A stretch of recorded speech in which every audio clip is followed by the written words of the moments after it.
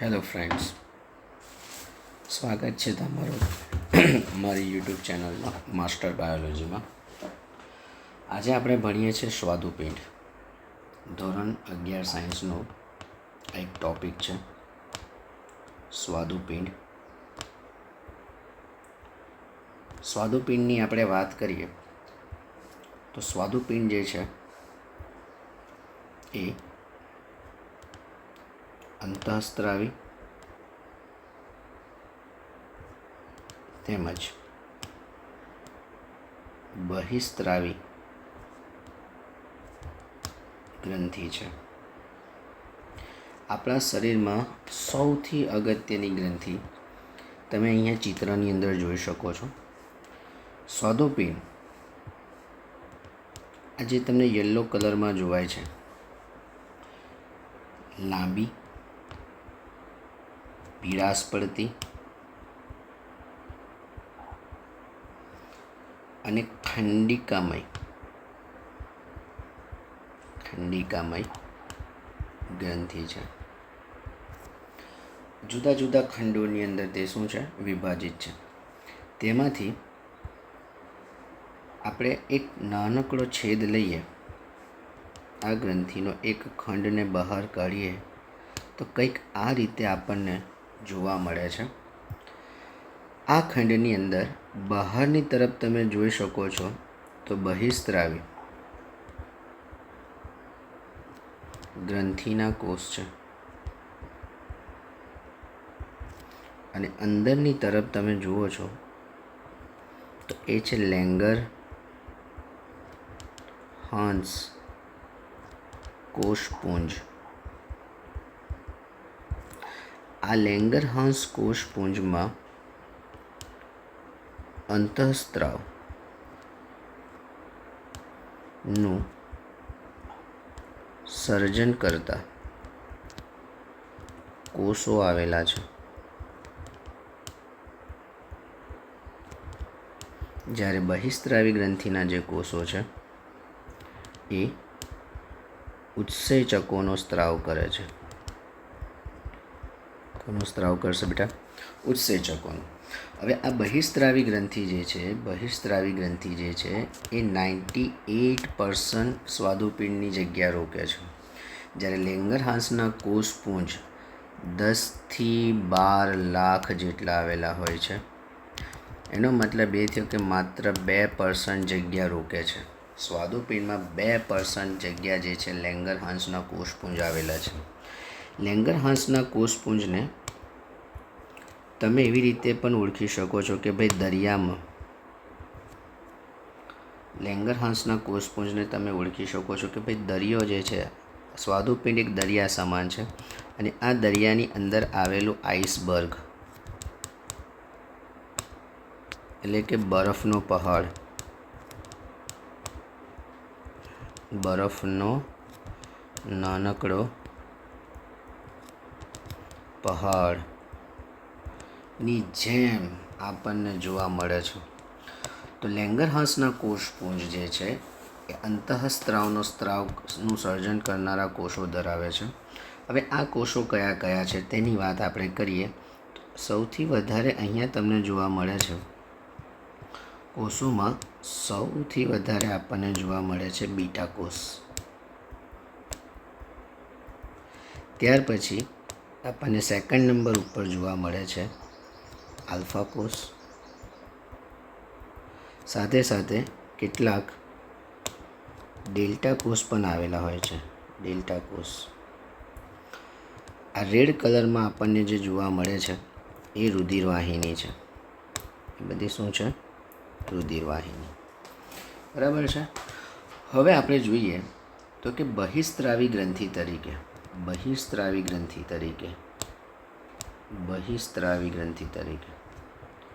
કેવી રીતે કાર્ય કરે છે તે. તો અહીંયા આગળ તમે જોઈ શકો છો કે બહારની તરફ બરાબર છે કોષોના સમૂહ છે જે ચોક્કસ પ્રકારના પાચક ઉત્સેચકો ધરાવે છે. નો શું કરે છે? સ્ત્રાવ કરે છે, જે ખોરાકના પાચનમાં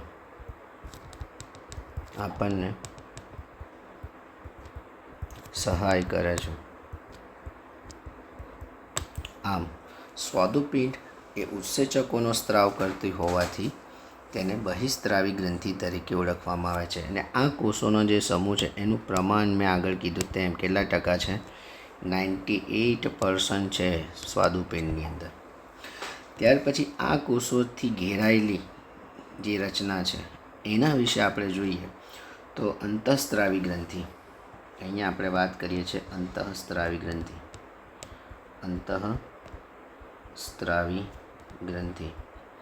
અને અંતઃસ્ત્રાવી ગ્રંથિમાં તમને કીધું તેમ કે લેંગરહાન્સ કોષપુંજ, બરાબર, જેને આપણે સામાન્ય રીતે આઈસબર્ગ ઇન સી, બરાબર છે, કે ભાઈ બરફના જે પહાડો જે છે દરિયાની અંદર જ્યાં ધ્રુવીય પ્રદેશો છે એ બાજુના જે મહાસાગર છે, એટલાન્ટિક મહાસાગર, જેની અંદર પાણીની અંદર બરફના કેટલાક પહાડો તરતા જોવા મળે છે, જેને આઈસબર્ગ કહેવાય. તો સ્વાદુપિંડની અંદર અમુક જગ્યા ઉપર તમને લેંગરહાન્સના કોષપુંજ જોવા મળશે, જે બહિસ્ત્રાવી ગ્રંથિના કોષો વડે શું હશે? ઘેરાયેલા હશે. હવે આપણે એની અંદર વાત કરીએ, સૌથી અગત્યનો કોષ છે બીટા કોષ. આ જે બીટા કોષ છે,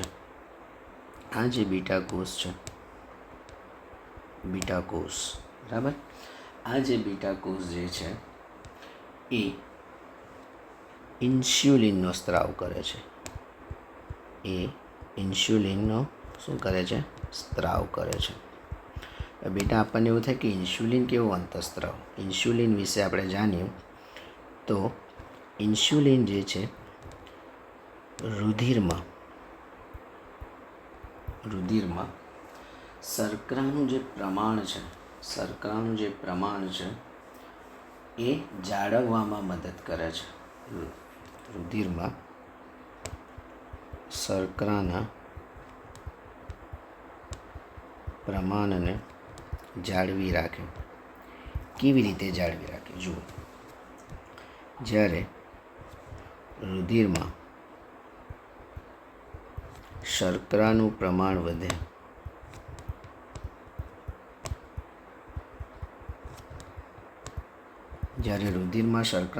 વધે ત્યારે આ શર્કરાને બે કોષો તરફ લઈ જવામાં આવે છે. એક યકૃત કોષ પર અને બીજા મેદપૂર્ણ કોષ પર. આ બંને કોષો પર એક પ્રક્રિયા થાય, જે પ્રક્રિયાનું નામ છે ગ્લાયકોજીનોસિસ.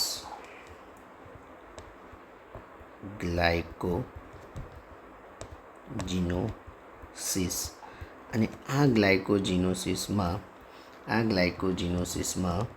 શર્કરાનું ગ્લાયકોજનમાં રૂપાંતર થઈ જાય. શર્કરાનું શામાં રૂપાંતર થઈ જશે? તો કે ગ્લાયકોજનમાં રૂપાંતર થઈ જશે.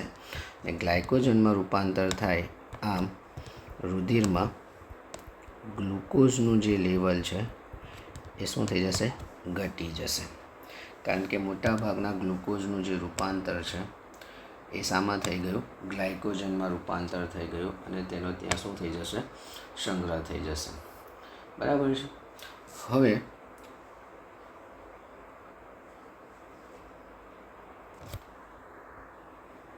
આમ રુધિરમાં ગ્લુકોઝનું પ્રમાણ ઘટી જાય. તો આમ જોવા જઈએ તો ઇન્સ્યુલિન જે છે એ ગ્લુકોઝના વપરાશ અને ગ્રહણની પ્રક્રિયા માટે જવાબદાર છે. ચલો ફરી એક વખત જોઈ લઈએ. લેંગરહાન્સનો કોષપુંજ. આ કયો કોષપુંજ છે? લેંગરહાન્સનો કોષપુંજ. લેંગરહાન્સના કોષપુંજમાં બીટા કોષ ઇન્સ્યુલિનનો સ્ત્રાવ કરે. ક્યારે કરશે? તો કે જ્યારે રુધિરમાં શર્કરાનું પ્રમાણ વધી જશે ત્યારે. રુધિરમાં જેવું શર્કરાનું પ્રમાણ વધે એટલે કે તરત જ ગ્લુકોઝના વપરાશ અને ગ્રહણની પ્રક્રિયા ચાલુ થઈ જશે. કેવી રીતે? તો કે આ જે શર્કરા જે છે તેને યકૃત કોષો અને મેદપૂર્ણ કોષો સુધી લઈ જવામાં આવશે અને ત્યારબાદ ત્યાં આગળ ગ્લાયકોજીનોસિસ નામની પ્રક્રિયાને પ્રમોટ કરવામાં આવશે, એક્ટિવેટ કરી દેવામાં આવશે. ગ્લાયકોજીનોસિસની અંદર શું થશે કે શર્કરાનું જે છે એ ગ્લાયકોજનમાં રૂપાંતર થઈ જશે અને આ ગ્લાયકોજનનો સંગ્રહ થશે. આમ રુધિરમાં વધતું જે ગ્લુકોઝનું પ્રમાણ છે એ શું થઈ જશે? ઘટી જશે. બરાબર છે. હવે આપણે વાત કરીએ આલ્ફા કોષની. તો આલ્ફા કોષ જે છે તમે જુઓ તો આલ્ફા કોષની અંદર શું થાય? તો આલ્ફા કોષ એ ગ્લુકાગોનના સ્ત્રાવ સાથે સંકળાયેલો છે. અહીંયા આગળ આપણે જોઈએ તો આ રેડ કલરમાં જે જોવાય છે એ આપણા માટે છે આલ્ફા કોષ. આલ્ફા કોષનો જે સ્ત્રાવ છે એ શાનો સ્ત્રાવ છે? તો કે ગ્લુકાગોનનો સ્ત્રાવ કરે. ગ્લુકાગોનનો સ્ત્રાવ કરે. બરાબર. આ ગ્લુકાગોનનો સ્ત્રાવ ક્યારે ઉત્તેજિત થાય? જ્યારે રુધિરમાં શર્કરાનું પ્રમાણ ઘટી જાય. રુધિરમાં શર્કરાનું પ્રમાણ ઘટે ત્યારે ગ્લુકાગોનનો સ્ત્રાવ શું થઈ જાય છે? ગ્લુકાગોનનો સ્ત્રાવ સક્રિય થાય છે. રુધિરમાં શર્કરાનું પ્રમાણ ઘટે ત્યારે ગ્લુકાગોનનો સ્ત્રાવ થાય છે.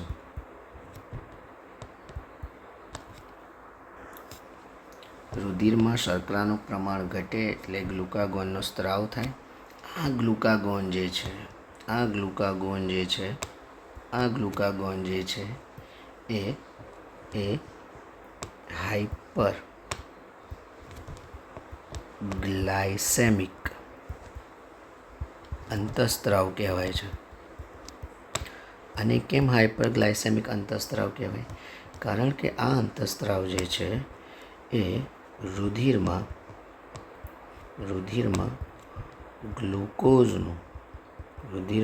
ગ્લુકોઝનું પ્રમાણ વધારે છે. ચલો કેવી રીતે વધારે છે આપણે જોઈએ. દાખલા તરીકે રુધિરમાં ગ્લુકોઝનું પ્રમાણ ઘટતા શું થાય? તો કે યકૃત કોષો પર ગ્લુકોજીનોલાયસિસની પ્રક્રિયા થશે. આ પ્રક્રિયા હેઠળ જે ગ્લાયકોજન એ તૂટીને ગ્લાયકોજનને તોડે અને ગ્લાયકોજન તૂટે એટલે એનું રૂપાંતર થઈ જાય ગ્લુકોઝમાં. આ ગ્લુકોઝ રુધિરમાં જશે. પરિણામે રુધિરમાં ગ્લુકોઝનું પ્રમાણ શું થઈ જશે? વધી જશે. તો આ પહેલી પ્રક્રિયા થઈ. બીજી પ્રક્રિયા શું થાય? બીજી પ્રક્રિયાની અંદર લિપિડ અને પ્રોટીન આ બંનેમાંથી શું બની જશે? ગ્લુકોઝ બનશે. તો આ લિપિડ અને પ્રોટીનમાંથી ગ્લુકોઝ બનવાની જે પ્રક્રિયા છે એને કહેવામાં આવે છે ગ્લુકોનિઓજીનેસિસ. એને શું કહેવામાં આવે છે? ગ્લુકોનિઓજીનેસિસ. એને કહેવામાં આવે છે ગ્લુકોનિઓજીનેસિસ. જે લિપિડ અને પ્રોટીનમાંથી શું બનાવે છે? ગ્લુકોઝ. આમ આ ગ્લુકોઝ પણ ક્યાં જશે? રુધિરમાં જશે. એટલે રુધિરમાં જવાથી શું થાય? તો કે રુધિરમાં ગ્લુકોઝના પ્રમાણમાં વધારો થઈ જાય. તો ગ્લુકોજીનોલાયસિસ અને ગ્લુકોનિયોજીનેસિસ આ બંને પ્રક્રિયાઓ રુધિરમાં ગ્લુકોઝનું પ્રમાણ વધારે છે અને આના કારણે તેને કેવો અંતઃસ્ત્રાવ કહેવાય છે? હાઇપરગ્લાયસેમિક હાઇપરગ્લાયસેમિક અંતઃસ્ત્રાવ કહેવાય છે. અને કેવો અંતઃસ્ત્રાવ કહેવાય છે? હાઇપરગ્લાયસેમિક અંતઃસ્ત્રાવ. ત્યાર પછી તમે જુઓ તો આની અંદર એક બીજો સેલ પણ આવેલો હોય છે, જે સેલનું નામ છે ડેલ્ટા સેલ, ડેલ્ટા કોષ. ને આ ડેલ્ટા કોષ જે છે અવરોધક અંતઃસ્ત્રાવ નો સ્ત્રાવ કરે. અને આ અવરોધક અંતઃસ્ત્રાવ ગ્લુકાગોન પ્લસ ઇન્સ્યુલિન માટે અવરોધકની ભૂમિકા રજૂ કરે છે. બરાબર છે. તો ડેલ્ટા કોષોનો જે અંતઃસ્ત્રાવ છે એ આલ્ફા કોષ અને બીટા કોષમાંથી સ્ત્રવિત થતો જે અંતઃસ્ત્રાવ છે તેને અવરોધવાનું કામ કરે છે. એ રીતે આપણે આને સમજીશું. હવે તમે જોશો કે અહીંયા આગળ તમે જોયું કે આલ્ફા કોષ પ્લસ બીટા કોષમાંથી અનુક્રમે ગ્લુકાગોન વત્તા ઇન્સ્યુલિનનો સ્ત્રાવ થયો. પરંતુ આ સ્ત્રાવ ક્યારે થાય? ગ્લુકાગોનનો સ્ત્રાવ, જેને આપણે હાઇપર ગ્લાયસેમિક કહેવાય, જ્યારે ઇન્સ્યુલિન એને હાઇપોગ્લાયસેમિક. એક શું કરે તો કે એક છે રુધિરમાં ગ્લુકોઝનું પ્રમાણ વધારે અને બીજો રુધિરમાં ગ્લુકોઝનું પ્રમાણ ઘટાડે. તો બંને જે છે એકબીજાના વિરુદ્ધ કામ કરે છે. આ બંનેની વિરુદ્ધ અસર જે છે એ રુધિરમાં ગ્લુકોઝનું સંતુલન શું કરે છે તો કે ભાઈ જાળવી રાખે. બરાબર છે. હવે આપણે જોઈએ કે રોગ કયા થાય. રોગોની વાત કરી કે ભાઈ રોગ વિશે જોઈએ તો ભાઈ જો શરીરમાં ઇન્સ્યુલિન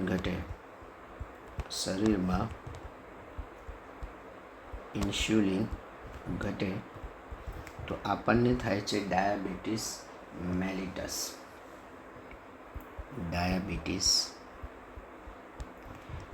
મેલિટસ. કયો રોગ થશે બેટા? ડાયાબિટીસ મેલિટસ નામનો રોગ થશે. બરાબર. અને આ જે રોગ છે એ કયા અંગો ઉપર અસર કરે છે તેની વાત કરીએ તો આ જે રોગ જે છે એ મૂત્રપિંડ પર અસર કરે, ત્યાર પછી રુધિર પરિવહન પર અસર કરે, અને ત્રીજું જે છે આ રોગ જે છે દ્રષ્ટિ સંબંધિત છે. બરાબર છે. આ 3 જગ્યા ઉપર આની હાનિકારક અસર જોવા મળે છે. કેવી અસર જોવા મળે ભાઈ? હાનિકારક અસર જોવા મળે છે. બરાબર છે. હવે એની ચિહ્નોની વાત કરીએ તો ચિહ્નો શું છે તો કે એના ચિહ્નો, લક્ષણો કે ભાઈ આપણને ડાયાબિટીસ થયું છે કે કેમ એ કેવી રીતે ખબર? તો એને એક ચોક્કસ ચિહ્નો છે. તો કયા ચિહ્નો છે તો કે ભાઈ મૂત્રનો સ્ત્રાવ વધારે થાય, મૂત્રસ્ત્રાવ વધી જાય, મૂત્રસ્ત્રાવ વધે, ત્યાર પછી તરસ વધુ લાગે. બરાબર. પછી બીજા કયા છે તો બીજા તમે જુઓ તો વધુ ખાવાની ઈચ્છા થશે. બરાબર છે. ત્યારબાદ તમે જોશો તો ચીડિયો સ્વભાવ થઈ જાય. બરાબર. આ બેઝિક લક્ષણો છે જે નિદર્શિત કરી શકે છે, ઇન્ડિકેટરો જેને આપણે કહીએ કે ભાઈ આપણા શરીરમાં ઇન્સ્યુલિનનું પ્રમાણ ઘટવાની શરૂઆત થઈ ગઈ છે, એટલે કે ડાયાબિટીસ હોવાની સંભાવનાઓ બતાવી શકે છે. તો અહીંયા હતું આ હતું તો સ્વાદુપિંડ, અને સ્વાદુપિંડની અંદરથી સ્ત્રવિત થતા અંતઃસ્ત્રાવ વિશે આપણે વાત કરી. ઉમ્મીદ રાખું છું કે તમને અહીંયા સમજ પડી હશે. ના સમજ પડી હોય તો તમે મને વોટ્સઅપ ઉપર જાણ કરી શકો છો. Thank you.